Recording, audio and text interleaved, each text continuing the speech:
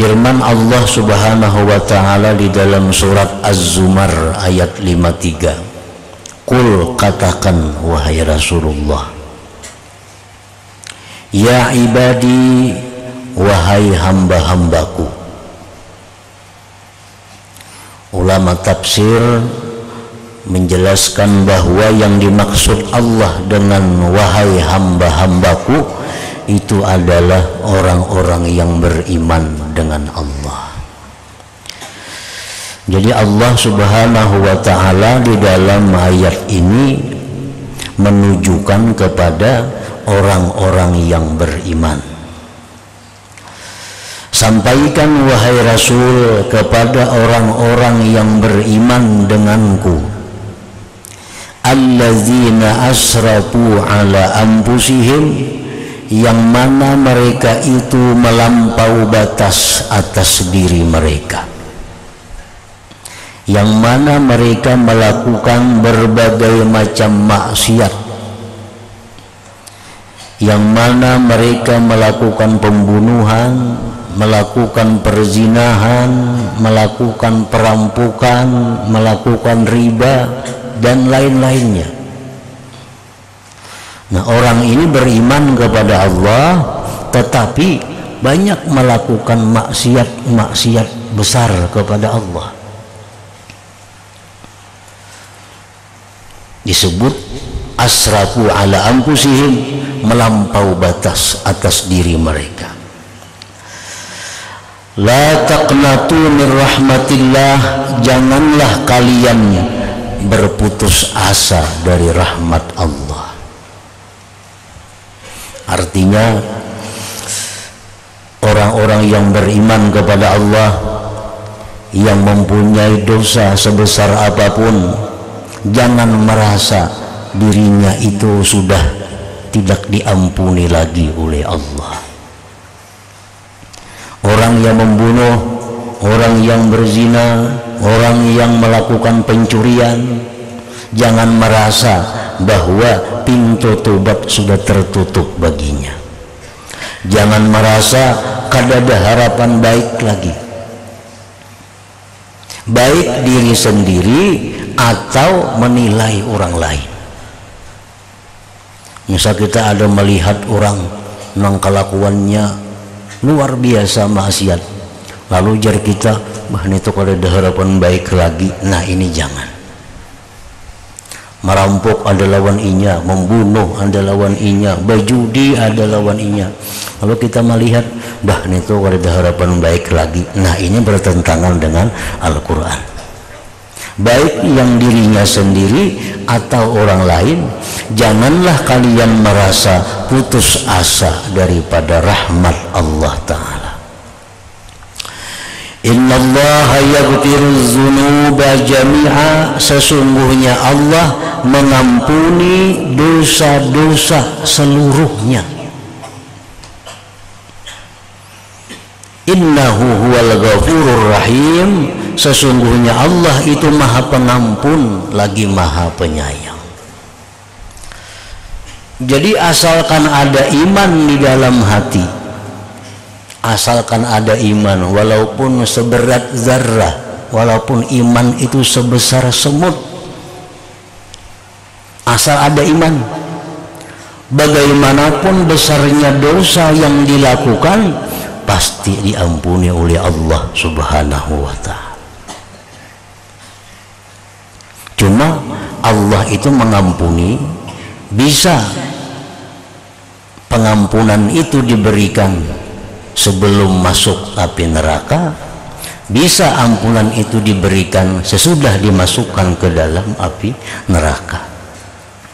Pokoknya asal kita ada iman kepada Allah, bagaimanapun dosa-dosa yang dilakukan pasti diampuni oleh Allah. Nah, cuma tergantung ampunan Tuhan nih. Apakah kita diampuni langsung, kada dimasukkan dulu ke dalam neraka, atau dimasukkan dulu ke dalam neraka hanya diampuni oleh Allah Subhanahu wa ta'ala. Pokoknya pasti diampuni, karena Allah itu maha pengampun dan maha penyayang. Nah, itu surat Az-Zumar ayat 53. Ayat 54 sambungannya, wa anibu ila rabbikum wa aslimu lah min qabli ayyatiyakumul azab thumma la tunsarun. Itu sambungannya. Dan tobatlah kepada Tuhan kamu, ikhlaskanlah tobat itu bagi Tuhan sebelum datang kepada kalian azab. Kalau sudah datang kalian azab, kalian tidak akan diberi pertolongan lagi.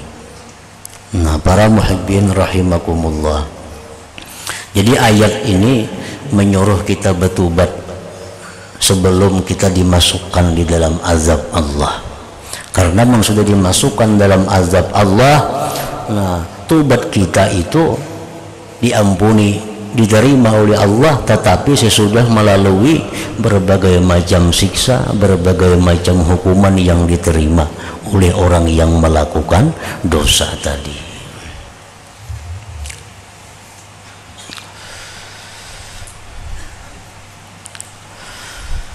Wa qala ta'ala fihi aidan, dan firman Allah Ta'ala di dalam kitabnya pula, innallaha la yaghfiru an yushraka bih wa yaghfiru ma duna dzalik liman yasha.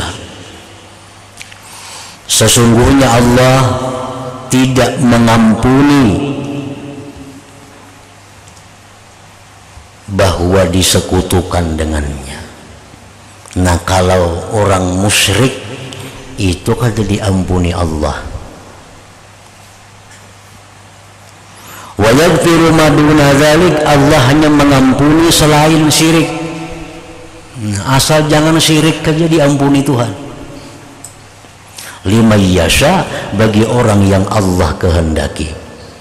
Nah, siapa yang dikehendaki Allah dapat ampunan, itu ialah orang-orang yang bertobat kepada Allah Subhanahu wa ta'ala.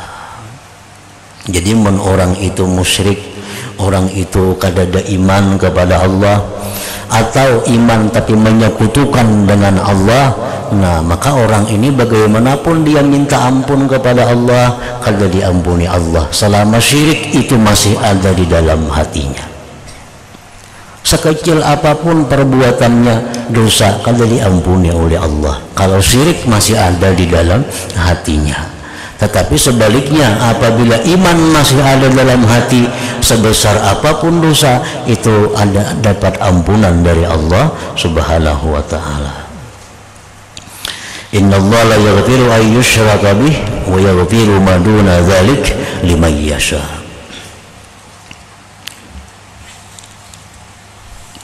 Allah Subhanahu wa ta'ala berfirman dalam hadis qudsi, Rasulullah sallallahu alaihi wasallam menyampaikan, yadkhulu ahlul jannah al jannata wa ahlun nar an nara.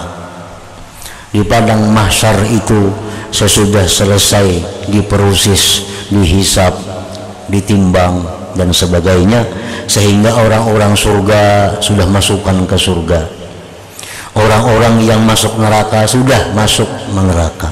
Padang mahsyar sudah kosong karena sudah menempati tempatnya masing-masing. Nah, summa yaqulullah, kemudian Allah berfirman, akhriju man kana fi qalbihi mithqalu habbatin min khardalin min iman. Keluarkanlah wahai para malaikat orang-orang yang ada di dalam hatinya itu seberat biji sawi daripada iman. Nah, jadi ini orang-orang ini diampuni oleh Allah, tetapi sudah dimasukkan terlebih dahulu ke dalam api neraka.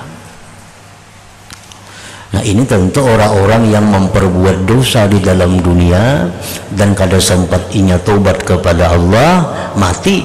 Nah, kemungkinan besar ampunan diberikan Allah, tetapi sesudah berada di dalam api neraka itu. Nah, sedangkan orang-orang yang tobat kepada Allah sebelum matinya, tobat kepada Allah sebelum ruhnya sampai di tenggorokan, nah orang ini tentu dapat ampunan oleh Allah tanpa masuk ke dalam api neraka, nah, dimasukkan langsung ke dalam surga. Wa nusalli wa nusallimu ala rasulihil karim sayyidina Muhammadin al-qail, dan kita bersalawat dan mengucapkan salam atas Rasul Allah yang mulia, junjungan kita Muhammad sallallahu alaihi wasallam yang bersabda, man lazimal istighfara ja'alallahu lahu min kulli dayyikin makhraja wa min kulli hammin faraja wa razaqahu min haitsu la yahtasib. Barang siapa, ujar Nabi, yang melazimi istighfar, melazimi istighfar, melazimi permintaan ampun kepada Allah. Misalnya orang ini tiap hari 100 kali minta ampun lawan Tuhan, tiap hari, nah itu ngarannya lazima, melazimi, mengakali. Orang yang setiap hari misalnya 40 kali minta ampun, tiap hari 40 kali, nah itu melazimi minta ampun.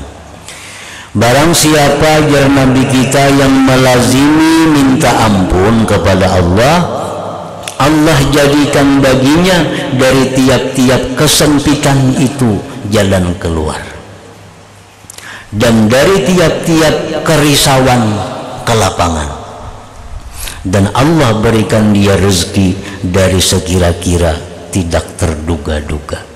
Nah itu orang yang melazimi istighfar. Istighfar itu contohnya astagfirullah, itu istighfar. Astagfirullah, aku minta ampun kepada Allah. Atau rabbighfirli, ya Allah ampuni aku, istighfar juga ngarannya. Nah para muhibbin rahimakumullah, istighfar ini hendaknya itu diucapkan sesudah tobat. Letaknya istighfar itu sesudah tobat.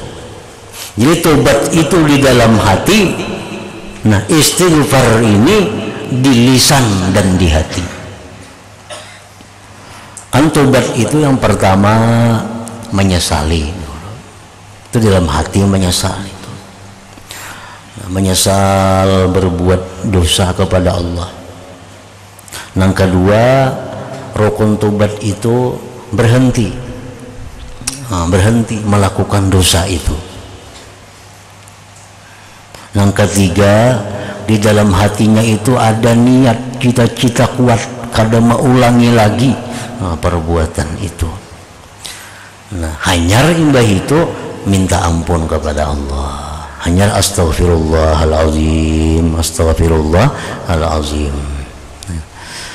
Jadi sebagian ulama ada yang mengatakan bahwa tobat itu rukunnya 4. Tadi menyesal, berhenti, bercita-cita kada mau ulang, ditambah lagi istighfar.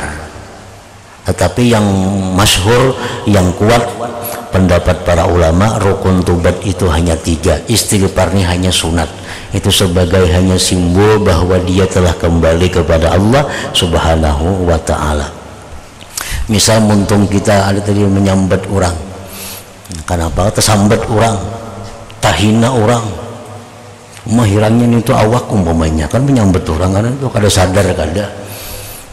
Nah lalu kita menyesal, nah menyesal kita dalam hati tersambat orang tadi, tersambat orang, dan kada lagi nyambat orang itu, kada lagi, dan berniat di hati kada mau ulang lagi. Nah hanyar astaghfirullahaladzim, aku minta ampun kepada Allah subhanahu wa ta'ala.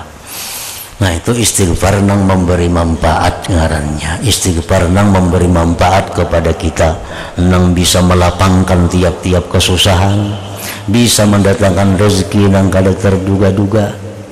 Lain hanya dengan istighfar kadzabin. Istighfar kadzabin itu istighfar pembohong.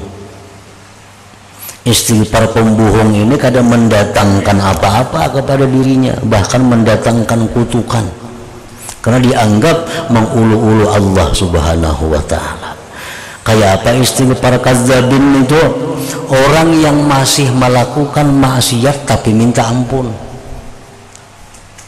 Ini sebut istighfar kadzabin. Nah, ini kada masuk dalam hadis Nabi, siapa yang istighfar dapat ini dapat itu, kada masuk. Karena ini mendustai Allah Ta'ala. Ambil contoh umpamanya laki-laki memakai cincin emas itu kada boleh. Kada boleh. Ini dosa nih. Nah, amunnya betubat minta ampun itu, amun minta ampun kan dipacol nih. Nah, ampih cincin, menyesal, cabut cincinnya, dan dalam hati kadang makai lagi. Nah, hanya astagfirullahalazim, tadi memakai cincin emas, minta. Nah, ini istighfar nang bujur. Istighfar kadzabin nang kayak apa? Orang nang memakai utas emas kada dicabut-cabut di tangannya, tapi di mulutnya astagfirullahaladzim, astagfirullah. Tapi di cincinnya emas nah di tangan, minta ampun lawan Tuhan. Itu ngarannya dusta, maulu-ulu Allah Ta'ala. Nah, Allah kada suka itu, kada suka. Orang yang masih melakukan riba, contohnya nih, sebagian kita yang masih bekerja dengan riba, minjam duit berbunga, mandak duit berbunga, tuh berjalan tuh siang malam kan bandak situ duitnya, tapi malam kan astagfirullahaladzim, istighfar kadzabin ngarannya. Amun tuh betul ampi ditarik itu, nah dicabut, cabut ampi, jangan lagi berurusan ke situ, minta ampun lawan Tuhan. Nah, itu nang bujur, itu nang istighfar nang memberikan manfaat. Istighfar nang jar Nabi tadi apa? Allah jadikan baginya tiap-tiap kesempitan jalan keluar, tiap-tiap kerisauan itu ke lapangan, Allah berikan dia rezeki nang kada terduga-duga.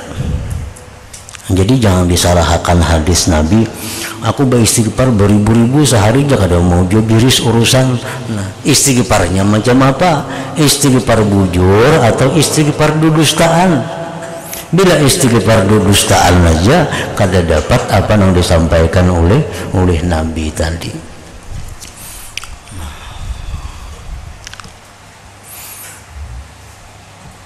Jadi tobat itu intinya adalah berhenti, jangan lagi.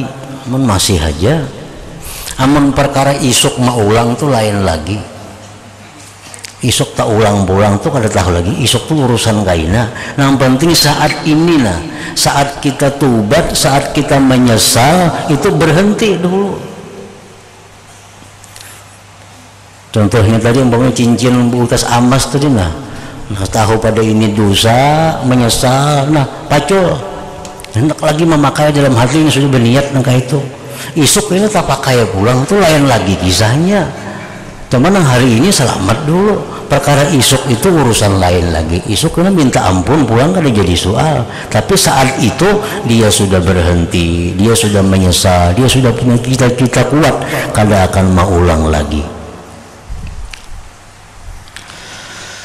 Wa ala alihi wa sahbihi ajma'in wa la hawla wa la quwata illa billahil aliyil azim wa hasbunallah wa ni'mal wakil. Amma ba'du, fa inna tawbata 'anil dzunub birruju' ila sattaril uyub wa 'allamil ghuyub mabda'u tariqis salikin wa ra'su malil faizin wa awwalu iqdamil muridin wa miftahu istiqamatil mailin wa matla'ul istifa wal ijtiba lil muqarrabin. Bahwasanya tobat dari dosa dengan kembali kepada Allah yang maha menutupi aib manusia dan mengetahui perkara yang gaib. Bahwasanya tobat dari dosa dengan kembali kepada Allah, mabda'u tariqis salikin, itu permulaan jalan orang yang menjalani jalan Allah. Kita sembahyang ini berarti kita menjalani jalan Allah. Nah, Kayak apa caranya supaya sembahyang kita ini baik, supaya sembahyang kita ini bisa diterima oleh Allah? Syarat yang pertama, kita mesti tobat dari dosa. Mesti tobat dari dosa. Apabila kita sembahyang tapi sebelumnya kita kada tobat dari dosa, sembahyang kita itu ditolak oleh Allah. Ditolak oleh Allah. Nah, karena tobat ini adalah asasul ibadah. Tobat ini pondasinya ibadah. Hendak sembahyang kita berwudu. Nah, wudu itu adalah satu simbol daripada tobat. Basuh muha, baku kumur, nah mudahan dosa-dosa di mulutnya nah keluaran habis. Basuh tangan, dosa di tangan, basuh muka, dosa di muka. Jadi begitu kita wudu, kita disuruh berdoa. Asyhadu an la ilaha illallah wa asyhadu anna Muhammadar Rasulullah. Allahumma ja'alni minat tawabin wa ja'alni minal mutatahhirin. Ya Allah, jadikanlah aku orang yang tobat kepada Engkau dan orang yang bersih dari dosa. Nah, hanya sembahyang. Jadi sembahyang ini bersih. Nah, jadi wudu itu adalah simbol daripada tobat. Makanya jar Nabi kita, orang yang wudu begitu dia baku kumur, dia keluarkan banyunya, keluaran dosa di mulutnya. Begitu dia basuh mukanya, keluaran dosa beserta air wudu itu. Basuh tangan, keluaran dosa di tangan serta air membasuh tangan itu. Nah, wudu itu pembersihan diri daripada dosa. Nah, jadi tobat itu pembersihan diri daripada dosa. Mabda'u tariqis salikin, permulaan jalannya orang yang menuju kepada Allah Subhanahu wa ta'ala. Anjar Nabi kita, at-taib habibullah, orang yang tobat itu kekasih Allah. Nah, bila kita nih tobat, bujur-bujur tobatnya, kita jadi habibullah, jadi kekasih Allah. Jadi orang yang disayangi oleh Allah. Bila kita disayangi oleh Allah, kita sembahyang kita pasti diterima oleh Allah, karena dari orang yang dikasihinya. Kita baca Quran, diterima Allah karena bacaan dari orang yang dicintainya. Jadi kalau kita tobat sebelum beribadah, maka itu menyebabkan amal ibadah kita diterima oleh Allah Subhanahu wa ta'ala. Sebab tobat itu kunci untuk mendapat kecintaan Allah. Kalau orang yang banyak dosa, nah orang ini adalah baghidullah, orang yang dimurkai Allah. Orang yang meninggalkan tobat dari dosa itu baghidullah, orang yang dimarahi Allah. Kalau orang dimarahi Allah sembahyang, Allah akan menghiraukan sembahyangnya. Kita tuh sarik lawan orang itu, nah datang mengatuk lawan kita, kada kita bukai, kita kada katujuan orang itu. Nah, pemahamannya, kalau orang tuh kekasih kita datang mengatuk pintu, pasti kita buka pintu.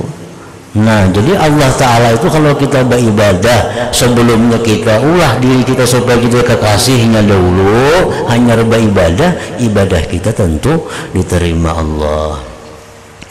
Nama bada'u tariqis salikin wa ra'su malil faizin.